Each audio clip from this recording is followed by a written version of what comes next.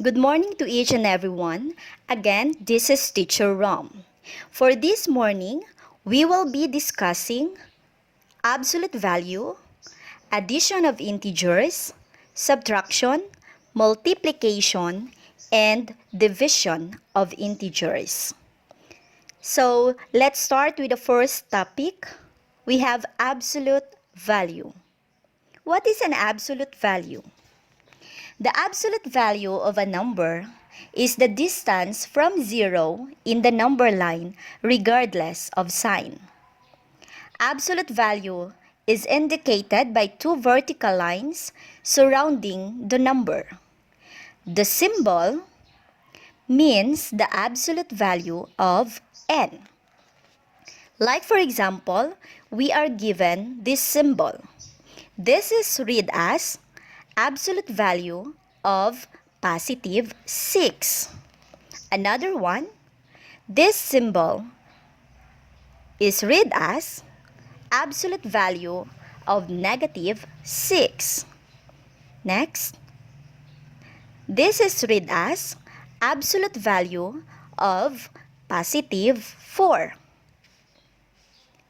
This one is read as absolute value of negative 4.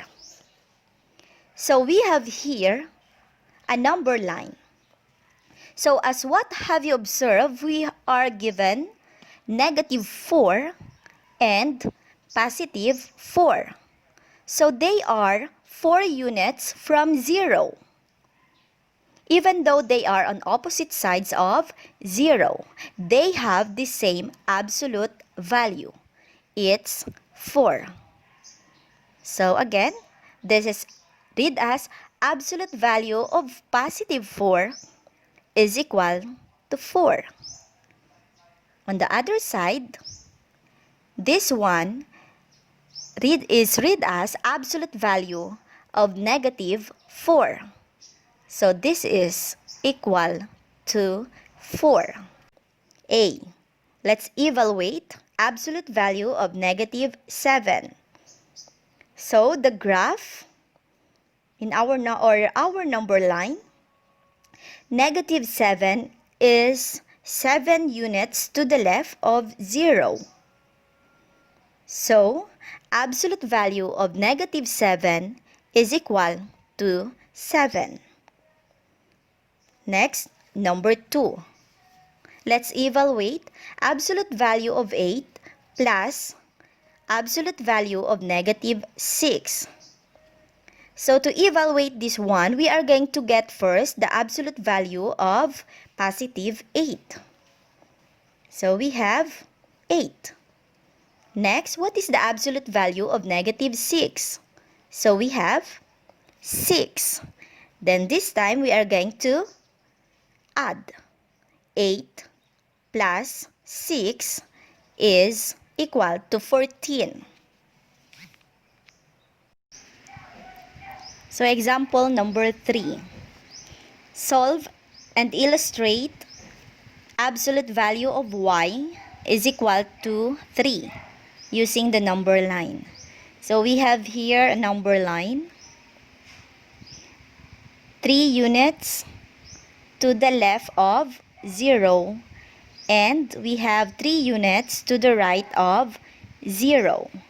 So therefore, we can conclude that y is equal to negative 3 or y is equal to positive 3.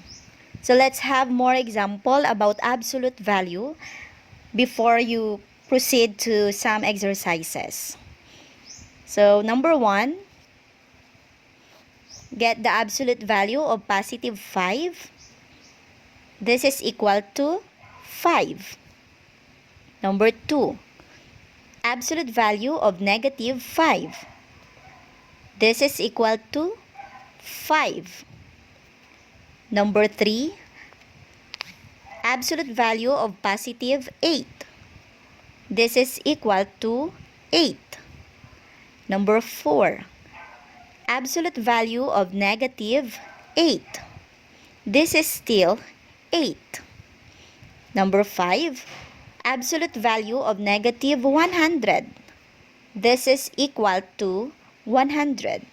So please take note, the definition of our absolute value, the distance from 0 in the number line regardless of the sign. So bisan positive or negative pa sa sulod sang aton symbol na absolute value, the answer is always positive. So how about if we are given this case? Number 6. Negative, then absolute value of positive 5. So what are you going to do? Copy the negative sign, kay ara siya sagwa sang absolute value. Then, get the absolute value of positive 5, we have 5. So our final answer is negative 5. Next example. Negative absolute value of positive 6. So again, kay ara siya sagwa ang ato negative sign, copy the sign, then get the absolute value of positive 6, we have 6. So final answer is negative 6. How about if we are given negative absolute value of negative 6? So, kay ara naman siya sagwa sang aton absolute value, the negative sign, copy, then get the absolute value of negative 6. We have 6. Final answer is negative 6. So, it's your turn. Please answer the exercises below. Let's proceed to our next topic. Addition of integers. So, to add integers with the same signs, add the absolute values of the addends and prefix the common sign on the answer. So, the sum of two positive numbers is a positive number. So, the sum of two negative numbers is a negative number. To add integers with different signs, subtract the number with the lesser absolute value from the number with greater absolute value. The result follows the sign of the number with greater absolute value. So let's have more example to understand addition of integers.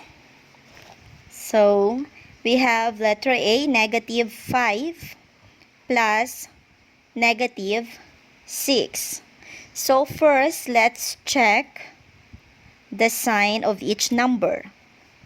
So we have negative, then the other number, the sign is negative. So kay pariho ang ila sign, we are going to use addition operation.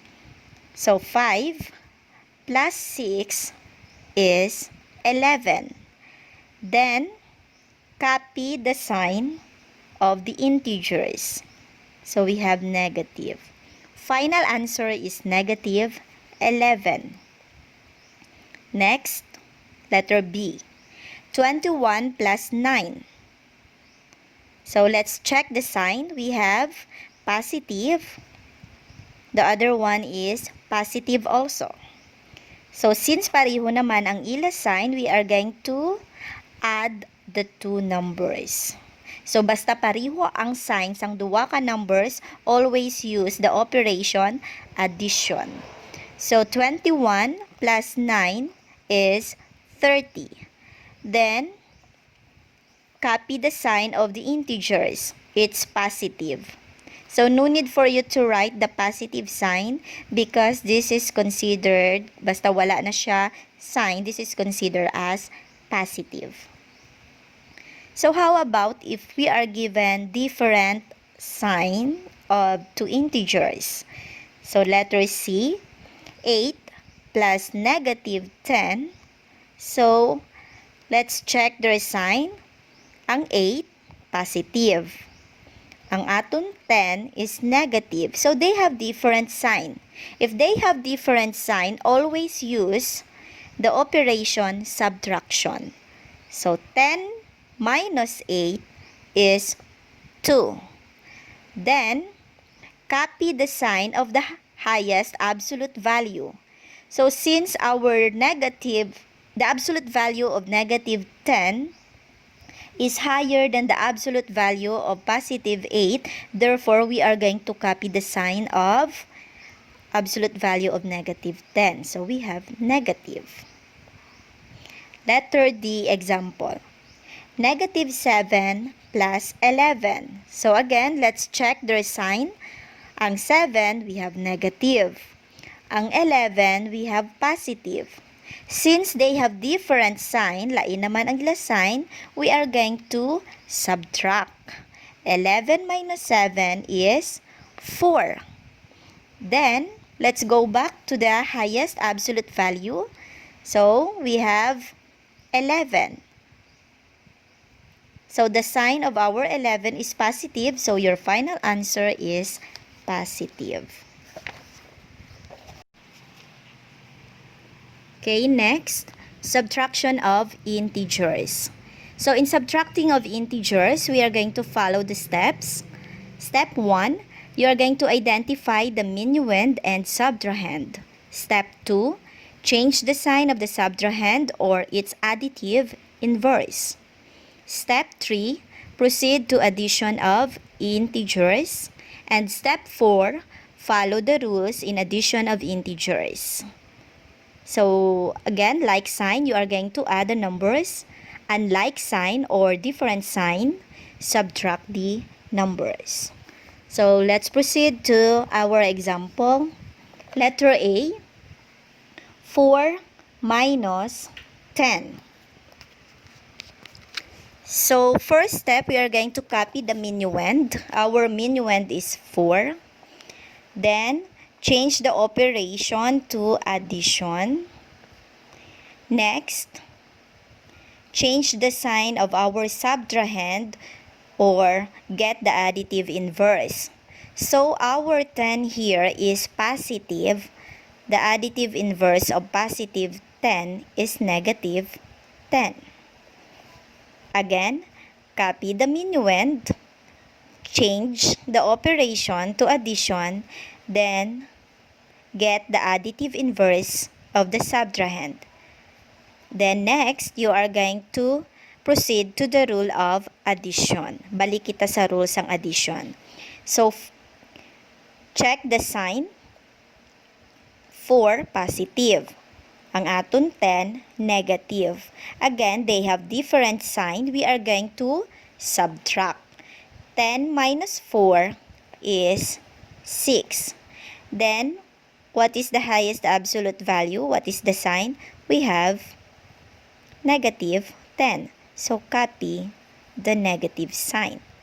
Our final answer is negative 6. Next, letter B. Negative 10 minus negative 2. Again, copy the first number or our minuend. We have negative 10. Next, change our operation to addition. Next, get the additive inverse of negative 2. So, we have positive 2. Then proceed to the rule of addition. The sign of 10 is negative, the sign of 2 is positive. Since they have different sign, always subtract. 10 minus 2 is 8. Then copy the sign of the highest absolute value. We have negative 10. So final answer is negative 8. Next, example, negative 11 minus 3. So again, copy the first number or the minuend. We have negative 11. Change the operation to addition, addition. Plus. Next, get the additive inverse of positive 3. This will become negative 3. Okay, let's check.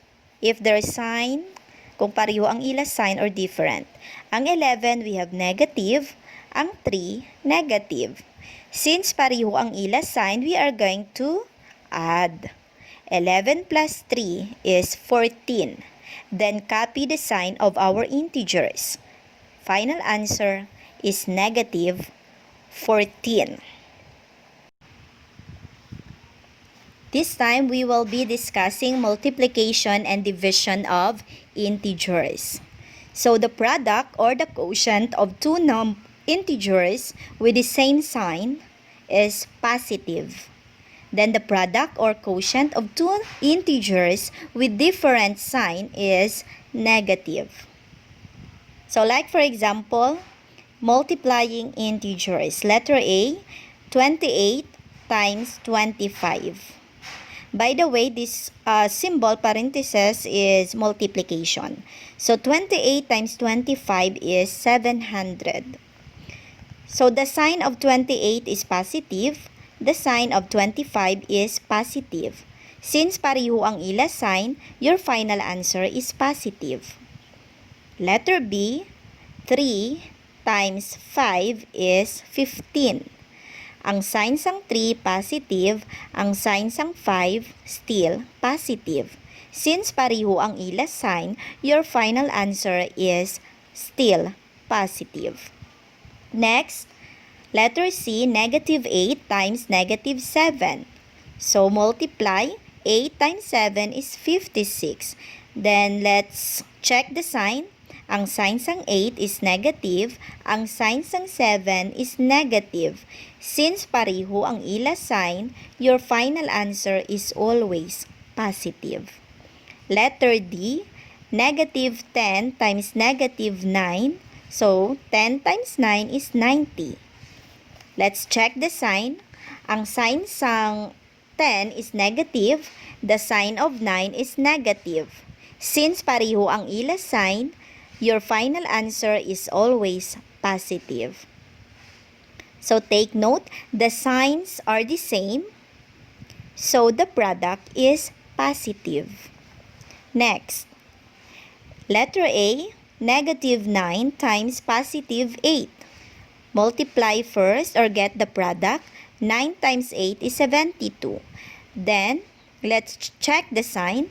Ang 9, negative. Ang 8, positive. Since they have different sign, your final answer is negative. Letter B, negative 8 times 5. Get the product. 8 times 5 is 40.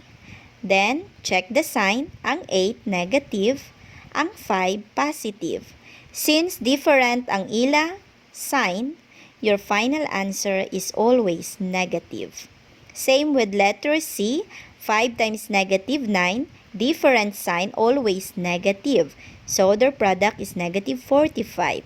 Also, in letter D, 11 times negative 4, since they have different sign, your product is always negative. So, your final answer is negative 44. So, in division or dividing of integers, example, 56 divided by 8. Of course, get the quotient. 56 divided by 8 is 7. Ang ila sign, the same na positive, your final answer is positive. Next, letter B, 12 divided by 6 is 2. Since ang ila signs, pareho nga positive, your final answer is positive. Letter C, negative 25 divided by negative 5 is equal to 5. Ang sign sang 25 is negative, ang sign sang 5 is negative, Since pareho ang ila sign, your final answer is always positive. Letter D, negative 24 divided by negative 3 is 8. Ang sign sang 24 is negative, ang sign sang 3 is negative. They have the same sign. So, their quotient is positive. Okay, next. Letter A, 36 divided by negative 4. So that will be equal to negative 9. So let's check. Ang 36 positive, ang 4 negative. Since they have different sign, your final answer is always negative. Letter B, negative 72 divided by 9, it's negative 8. Kaya ang sign sang 72 is negative, ang sign sang 9 is positive. They have different sign, so your quotient is negative. Letter C, negative 28 divided by 4. So the quotient is negative 7. So the sign of 28 is negative. Ang sign sang 4 is positive. They have different sign. Kung lain ang ila sign, your final answer is always negative. So letter D, 121 divided by negative 11. So since hindi naman pareho ang ila sign, your final answer is negative. So we have negative 11. So in multiplication again and division of integers, please take note. If they have the same sign, your final answer is always positive. If they have different sign, your final answer is always negative.